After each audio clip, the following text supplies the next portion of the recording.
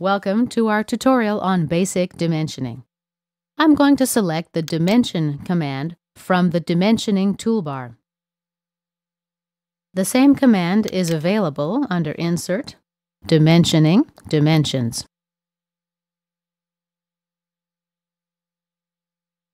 I'm going to select one line and a second line. Click mouse button 1 and you have your dimensions. After we've created our dimension, we can still adjust the position. Let's try this again. Click Dimension.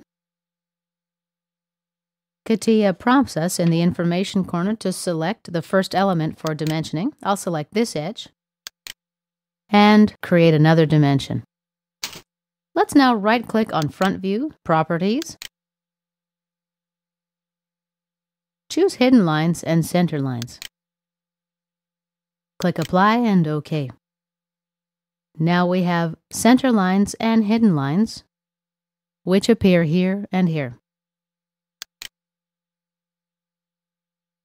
This hole is not visible on the front view, but we do see hidden lines right here.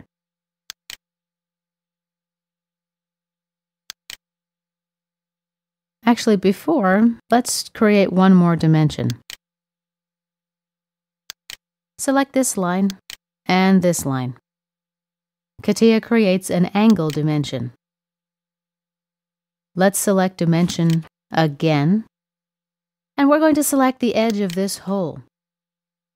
CATIA now creates for us a diameter dimension.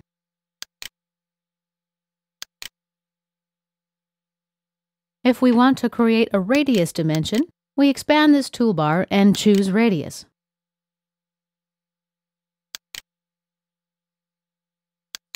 Now we have a radius dimension. Or go back to Dimensions and click on the edge of this hole. Right-click and choose the dimension you need. In this case, you can choose between diameter or radius. Now if I click on the center line, handles appear. I can drag those to change the center line length.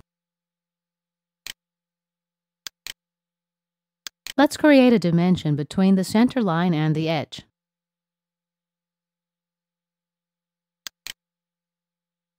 We do see dimension values in millimeters. We can change it to inches. Highlight everything. And go to this drop-down menu. Choose Number Dim Inches.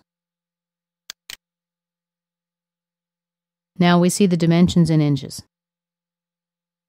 Lastly, I'd like to show you chamfer dimensions. Select the chamfer dimension and select the chamfer, a second line, and a third line. Now right here in the Tools palette, we can choose Length to Length, Length to Angle, choose one symbol or two symbols.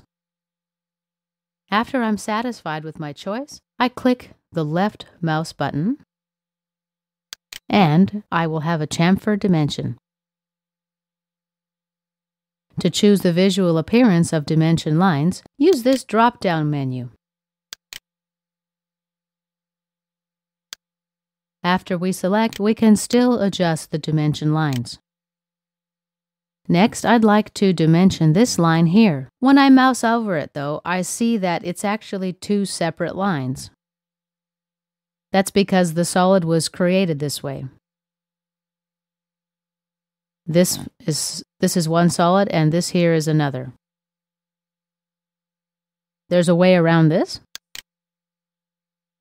Select Dimensions. What you're going to do is create dimensions between this line and this line. First, I select this dimension, and then this one here. But watch what happens. CATIA creates an angle dimension.